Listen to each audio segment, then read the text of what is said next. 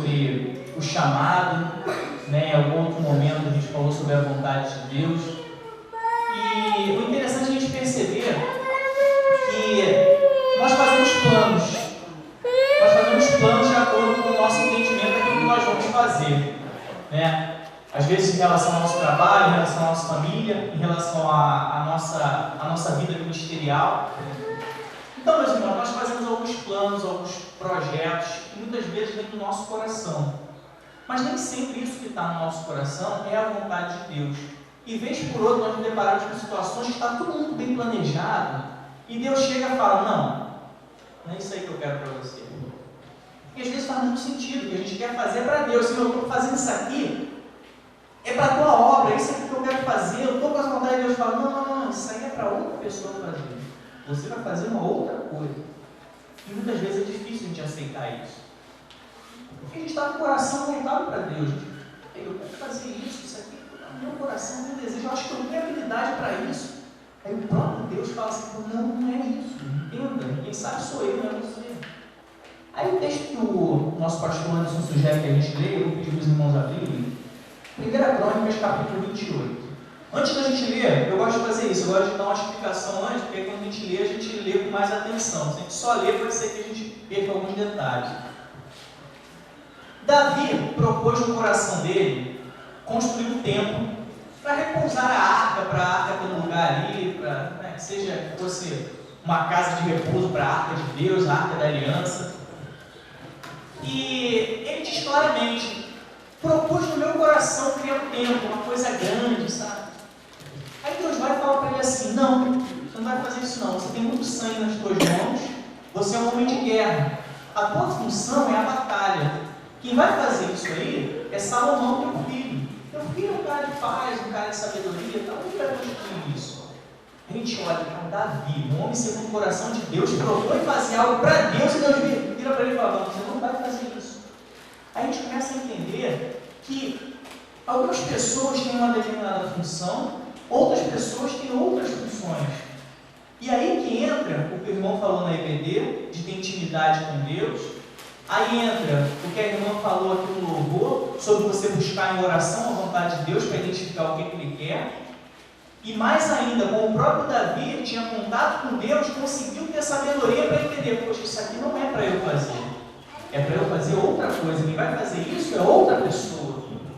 Aí, entendendo nós desse pequeno resumo que eu fiz, vamos ler o texto.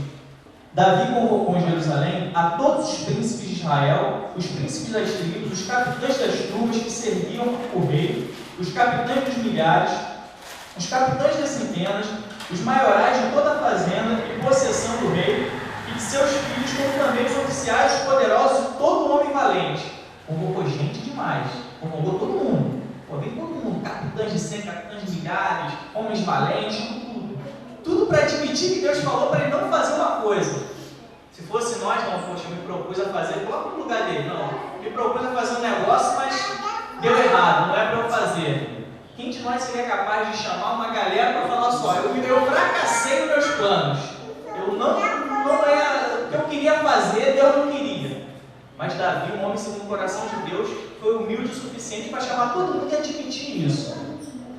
Verso 2. Pôs-se o rei Davi em pé e disse, ouvi-me, irmãos meus e povo meu.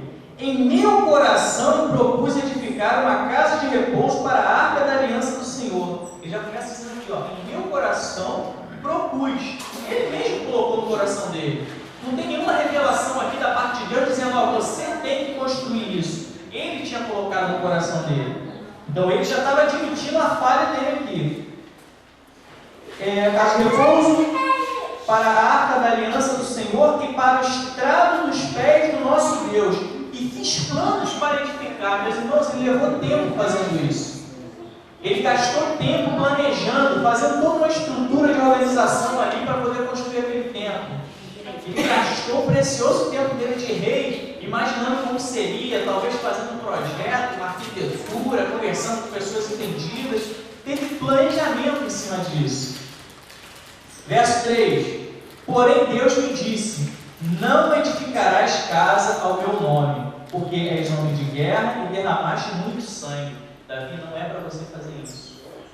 Aí a gente traz para a nossa vida. Quantos planos nossos nós não conseguimos concretizar? Nós batemos com a cabeça e dificilmente admitimos, poxa, isso não foi plano de Deus para a minha vida. Isso foi coisa do meu coração. Apesar de todo o meu bom entendimento, apesar de toda a minha boa intenção, isso não era plano de Deus para que eu fizesse. Aí continua o verso 4. O Senhor Deus de Israel escolheu de toda a casa de meu pai. Olha por que Deus escolheu ele. Para que eternamente fosse eu rei sobre Israel. Esse eternamente, obviamente, Davi morreria. Então, mas a sua descendência seguiria no reinado. A Judá escolheu por príncipe. A linhagem de Judá seria uma linhagem de reis. E a casa de meu pai, na casa de Judá, e entre os filhos de meu pai, se agradou de mim para me fazer rei sobre todo Israel. Aí já começa a dizer, poxa, minha função era essa aqui. De todos os meus filhos, e muitos filhos me deu o Senhor, escolheu ele o meu filho Salomão para se assentar no trono do reino do Senhor sobre Israel. E me disse, teu filho Salomão é quem edificará a minha casa e os meus atos, pois o escolhi para filho e lhe serei por pai. Davi aqui já tem uma visão muito clara de que ele seria para uma coisa e o filho dele para outra. E é muito interessante aqui como é que é o discernimento dele. Muitas vezes a gente escuta, meus irmãos, dentro da igreja, fora da igreja, Deus tem um plano para a tua vida. A gente às vezes até prega assim, né? Chega lá, o pessoal fala, Deus tem um plano para a tua vida. Aí beleza, tu fala algumas coisas lá de Jesus, e a pessoa vai aqui na cabeça, Deus tem um plano para a minha vida. Aí passa uma semana, duas, Deus tem um plano para a minha vida. Passa um ano, Deus tem um plano para a minha vida. Até que a pessoa vai se tocar, qual é o plano de Deus para a minha vida? Aí às vezes eu entendo que a gente falta discernimento na nossa vida, intimidade com Deus, para de repente chegar para a pessoa e falar assim, Deus tem esse plano para a tua vida. A intimidade que nós podemos chegar a ter com Deus, poderia chegar a nos levar a um nível tal que a gente poderia chegar e entender. Quantas vezes a gente olha uma pessoa dentro da igreja e fala assim, essa pessoa aqui no ministério tal seria uma bênção. Deus já te mostra ali um caminho que aquela pessoa poderia trilhar de forma muito clara. Olha só, essa pessoa tem que vir por aqui. Davi teve esse discernimento de olhar e falar assim, é da parte de Deus, o caminho que Salomão vai tomar é esse, o meu caminho é esse, isso é de Deus, e conseguir identificar que havia funções para determinadas pessoas e outras funções para outras pessoas. Verso 7, estabelecerei o seu reino para sempre. Se ele perseverar em cumprir os meus mandamentos, os meus juízos, como faz até o dia de hoje. Então ele sabia até que Salomão teria aquele reino dele edificado, próspero, se ele cumprisse os mandamentos de Deus. Se não cumprisse, aquilo não aconteceria. Isso vai para a nossa vida. Nós temos um plano, Deus tem um plano na nossa vida, Deus tem um ministério, Deus tem uma vocação para você. Isso só vai funcionar se você estiver pegado a Deus. Se você não estiver ligado em Deus, como é que isso vai acontecer? Como é que Salomão faria tudo o que ele fez, um homem de sabedoria, um homem culto, que era procurado inclusive por outros reis para receber palavra de sabedoria, se ele não tivesse apegado em Deus? Como é que isso ia funcionar? Deus iria continuar dando uma porção de sabedoria na vida dele, se ele não estivesse ligando para Deus em hipótese nenhuma? Obviamente que não. Verso 8. Agora perante os olhos de todo Israel, a congregação do Senhor, e perante os ouvidos de nosso Deus, guardai e buscai todos os mandamentos do Senhor vosso Deus, para que possuais esta boa terra, e a deixeis como herança a vossos filhos depois de vós para sempre. E tu, meu filho Salomão, conhece o Deus de teu pai, e serve-o com um coração íntegro e alma voluntária, pois o Senhor esquadrinha todos os corações. Olha só que interessante. Salomão conhece o coração de Deus, porque Deus já conhece o teu coração. Ele está dizendo aqui para Salomão se voltar para o coração de Deus, porque Deus já conhece o coração dele. Segue a Deus de todo o teu coração. Então, quando a gente fala sobre vocação, quando a gente recebe o sim de Deus para alguma coisa, ou quando a gente recebe o não de Deus para alguma situação da nossa vida, o importante é que a gente se volte para o coração de Deus. O nosso coração tem que ser voltado para Deus, porque o nosso coração Deus já conhece. Nós temos que pegar esse coração aqui, Senhor, meu coração é teu, o que você quer? Isso é sim, isso é não? Amém, eu vou fazer tudo o que tu queres. E penetra todos os desígnios e pensamentos. Se o buscares, será achado de ti, mas se deixares, rejeitar-te-á para sempre. Olha, agora, pois, o Senhor te escolheu para edificares uma casa para o santuário. Esforça-te e faze a obra. Uma vez muito bem definido o que deveria ser feito, o que Davi fala para Salomão? Esforça-te e faz a obra. Uma vez que você define o que Deus quer para a tua vida, o que você tem que fazer? Esforçar e fazer a obra. Desenvolver aquilo. Não é porque Deus falou, olha só, meu plano da tua vida é isso, você fala, amém, vou deixar que esse plano se cumpra aqui na minha vida e vou descansar. Não, você se prepara, você se capacita. Você busca um aperfeiçoamento. Aqui ele fala muito claramente do cara que seria rei. Esforça-te. Usa a força nisso. Faz a obra. Bota isso para frente. Bota esse projeto para frente. Trabalha em função disso. Aqui a gente percebe claramente que Deus falou para Davi não para aquilo que ele propôs no coração dele, e aquela mesma proposta ele falou sim para Salomão. Então havia, para determinadas funções que deveriam acontecer, nesse caso aqui a criação de um templo, havia pessoas para fazer determinadas coisas e havia outras pessoas para fazer determinadas outras coisas. Aí eu entro num texto que eu acho muito interessante da palavra de Deus, e eu tenho refletido muito há meses, no texto que a gente vai ler agora, e Deus tem confirmado a cada momento na minha vida isso, que vai vir de acordo com o que o pastor Anderson trouxe para a gente. Abre tua Bíblia em Efésios capítulo 4. Eu particularmente tenho meditado muito nesse texto, irmão. Você não tem ideia. Toda hora esse texto me vem à mente. E tenho estudado, inclusive, em alguns comentários bíblicos, buscado entendimento melhor sobre isso, porque é de uma riqueza, na minha opinião, tremenda. Verso 11. Efésios capítulo 4, verso 11.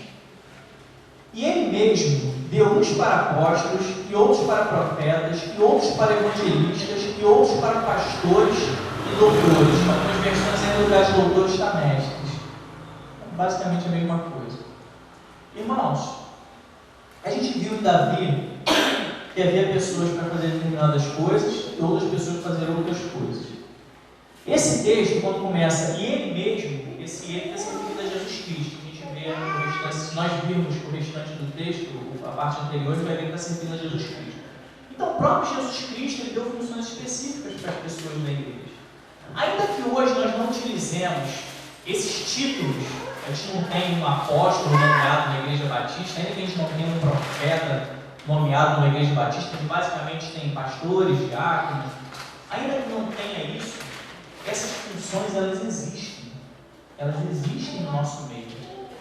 Eu estava lendo ontem, inclusive com o pastor Anderson, comentário bíblico de Champlin, ele vem explicar o seguinte: o apóstolo, nós não podemos hoje utilizar como título, porque haviam aqueles apóstolos originais lá, que eles tinham alguns pré-requisitos para estarem com aquele título ali. Por exemplo, ter visto Jesus ressurreto. Jesus apareceu para eles e eles passaram a ser um enviado a partir de Cristo, que é o significado do nome apóstolo, enviado a partir dele. Então havia os apóstolos originais, tinham sinais, prodígios, tinha muitas coisas que seguiam os sinais do apostolado, como o próprio apóstolo Paulo fala.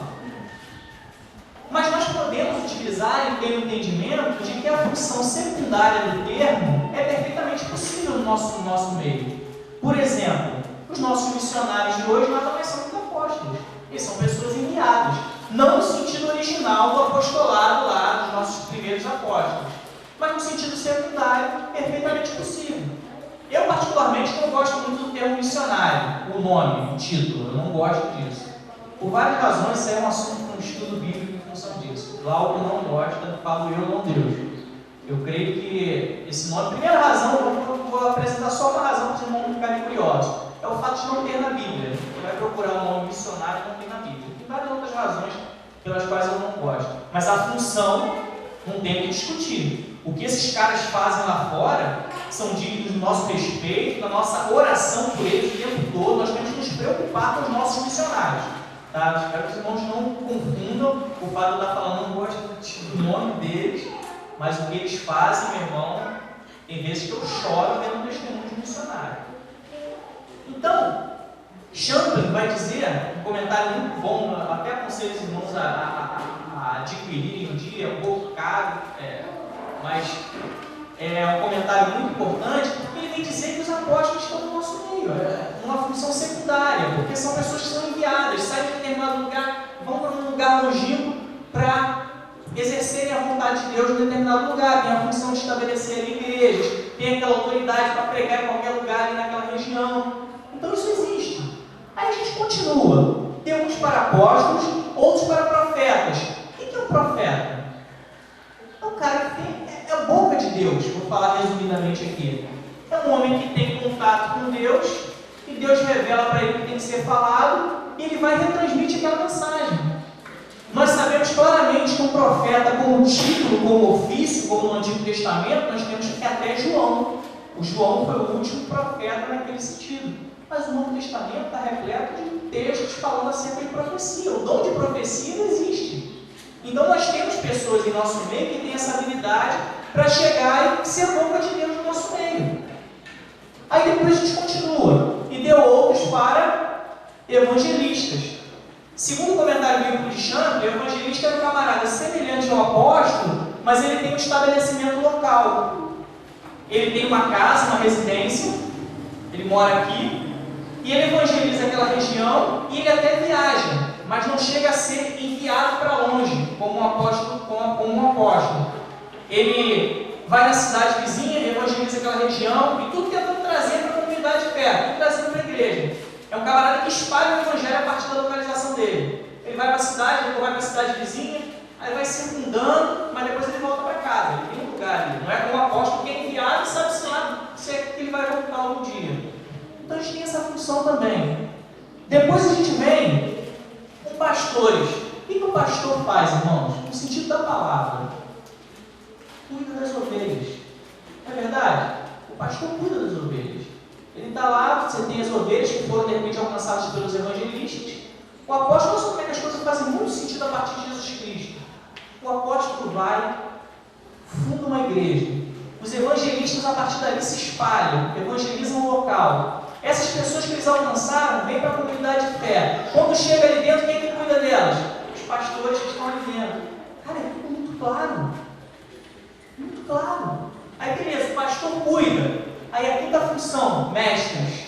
O que os mestres fazem? Ou professores, ou doutores? Ensinam a palavra de Deus. Irmãos, tudo se encaixa perfeitamente. Aí sabe o que a gente faz? Cruelmente, tacamos todas as responsabilidades nas costas do pastor. O pastor é o profeta, o pastor é o evangelista, o pastor é o doutor, é o mestre, é o pastor. O pastor é tudo. Quando na verdade a gente tinha que abraçar ele e falar, poxa, peraí, se Jesus Cristo deu uns para isso, uns para aquilo, uns para... Eu sou uma dessas coisas aqui. Já pararam para pensar que cada um aqui tem uma dessas funções aqui e já poderia estar exercendo? Tirando de repente da responsabilidade do pastor uma dessas funções? Já pensaram nisso?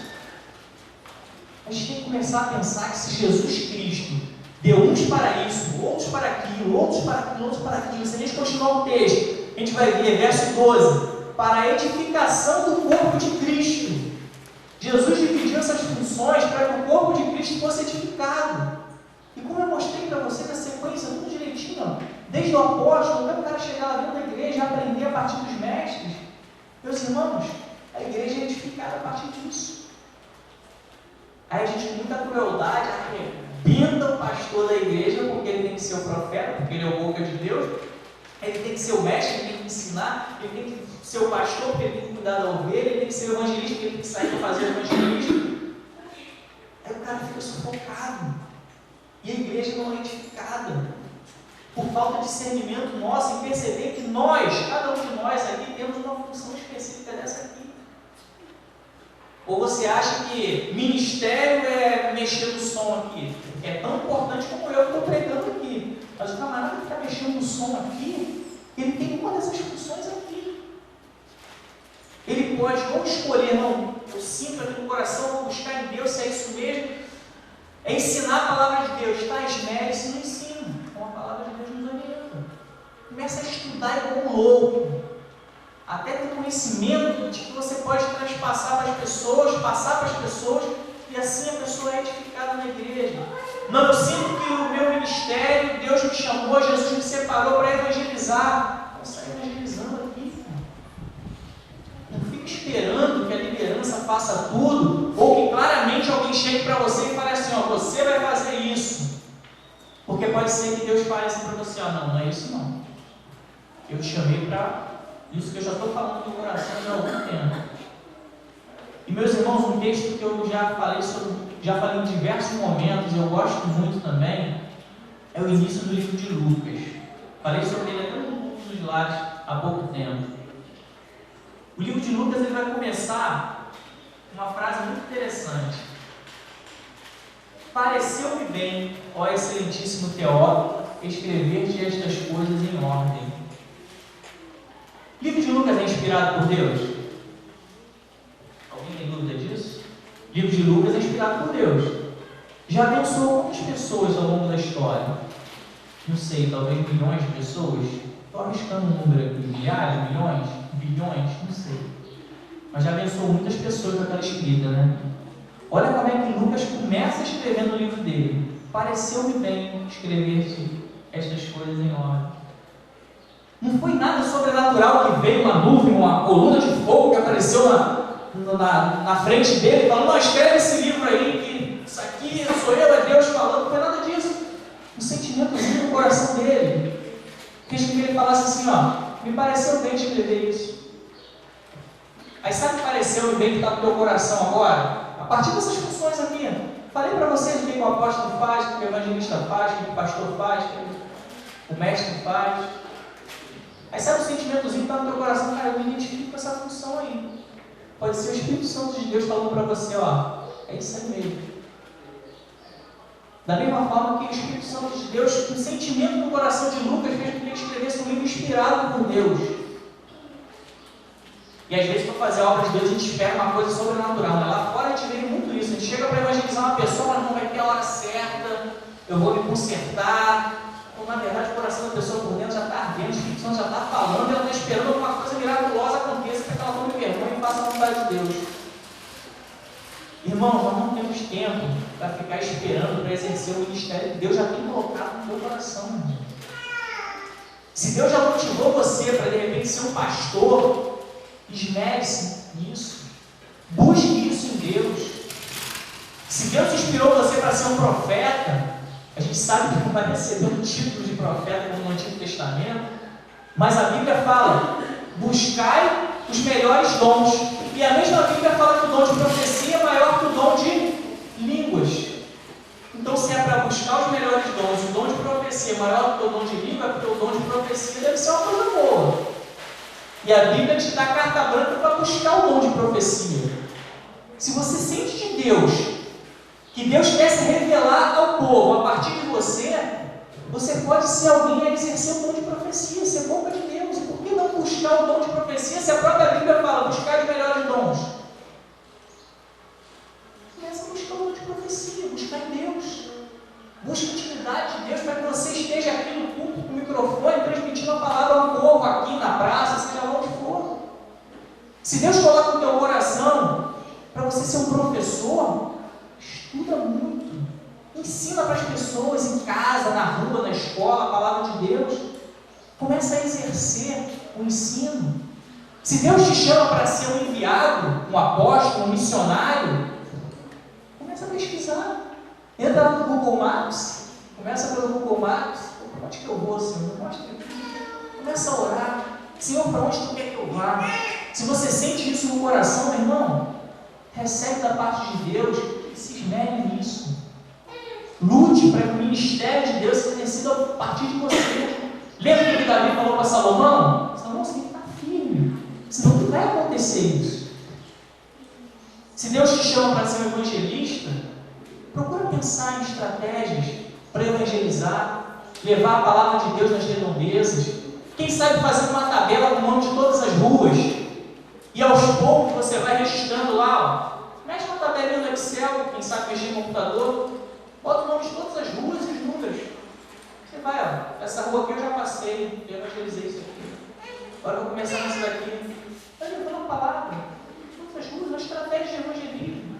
Às vezes a gente tem esse desejo no coração e não começa a se esmerar nisso porque a gente quer fazer outras coisas que está no nosso coração. Como estava no coração de Davi fazer uma coisa grandiosa, mas não era a vontade de Deus que fosse feita. Começa a ver o que Deus está colocando no teu coração, meu irmão. Deus te encoraja para um novo desafio. Como o pastor Anderson conclui aqui no esboço dele, Salomão foi designado para a construção de um templo, um grande privilégio realizado com excelência, pois através de seu pai, ele sabia que Deus o ajudaria. A partir da visão que Davi teve lá atrás, Salomão conseguiu exercer o ministério no reinado dele, profícuo, próspero, porque ele estava na direção de Deus. Então a orientação que nós temos aqui, inicialmente, é saber quando Deus diz sim, quando Deus diz não, buscar o nosso ministério e, por fim, exercer ele com vocação, com vontade, com determinação, sabendo que Deus está nos direcionando.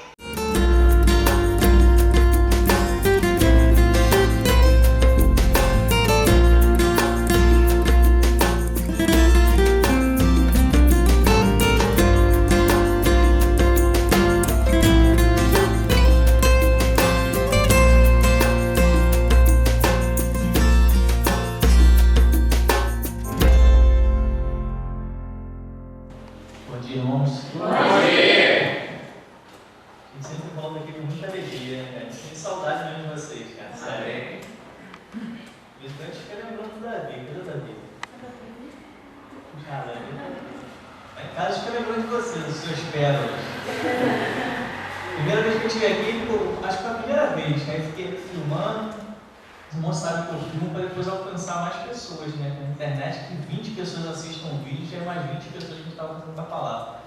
Davi ficou ali do meu lado, olhando para mim assim, eu filmando, olhando para minha cara assim. Aí eu consegui olhar ele assim pela minha visão periférica, sabia que ele estava olhando para mim, eu falei, cara, eu vou falar alguma coisa. Fiquei aguardando. Daqui a pouco ele... Você tem um nariz muito grande. Obrigado, Davi, por me lembrar disso. Da última vez que a gente esteve aqui, já foi dessa última vez agora, foi em dezembro ou em julho, não lembro. Virei para ele e falei, Davi, você é capixaba? Ele, não, eu sou batista. Essa associação, aí eu venho já na expectativa, qual vai ser a quebra do Davi nessa vez que a gente vê? Estou aguardando, amigo, estou aguardando. Deus te abençoe muito, cara. Você me alegra muito, cara. Deus abençoe. Eu sou mensageiro do mensageiro, não tem que lembrar que o mensageiro falou.